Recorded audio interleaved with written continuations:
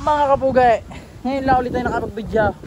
Ay are, papakita ko lang sa inyo, nagpalit tayo ng mga ilang pyesa ni X4. Unang-una master, caliper. Aray, tinanggal natin kay Miko. Ay pero naman aray, hindi naman basta-basta at sobrang din talaga aray.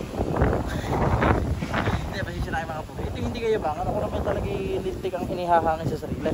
Ay aray na nga pala mga kapugay. Gusto ko lang magpasalamat Boss Mark Russell ang nagpadala ng ating headlight holder na pagkakapugay kay namang K-Nice. Tingnan nyo naman. Aw, alloy na pagkakakapal. Ay, hindi na magpapakalog-kalog. Ari sana ay okay natin ni kakabait. Kakagit na rin, nagrarapid sa likod eh. Kay okay sana natin na kakabait. Ang problema naman syempre si X4 hindi pala problema.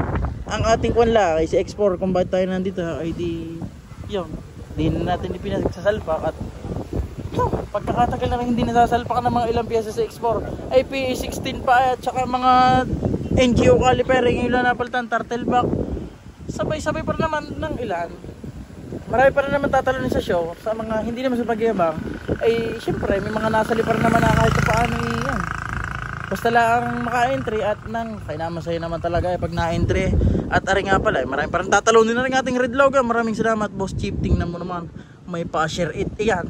At yan, sa isang araw nga pala balong ating palta ng pipe at pinadala ulit tayo ng MB at napansin ni Lintik nang idinadami ng kalawang ay sabi ibalik daw sa kanya at kaya daw niyang tanggalin.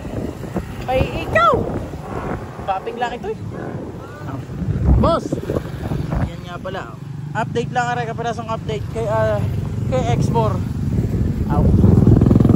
Balak natin sa sunod palta ng mga upuan, manibela at wala din namang kalawang. Boss Troy, ang iyo ba kailang bubuhay? Si Boss Troy nga pala ay sa mga hindi nakakaalam may RS100 na talaga namang pantra din ang concept. Ano boss? Sa isang araw pag nagkapera. Abangan namin yun Boss Troy.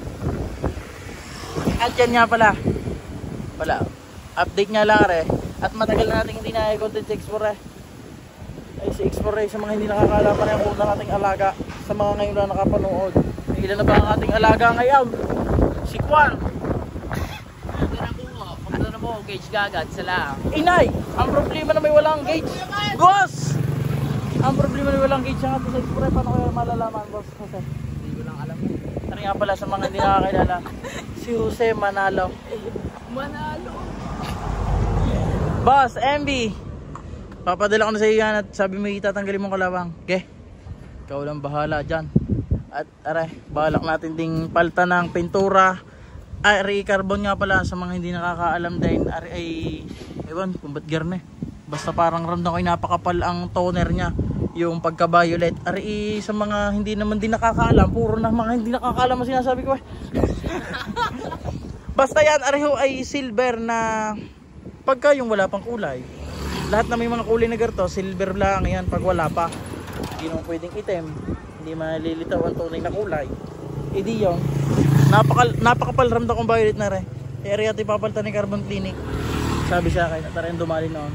Sa mga magkapakarbon dyan, pasyalin nyo na. Lumbang na bata, kalakasi tayo. Yung hay naka ba ang padak ng are kanini nagdagasa pa. Alam nyo ba kung bakit?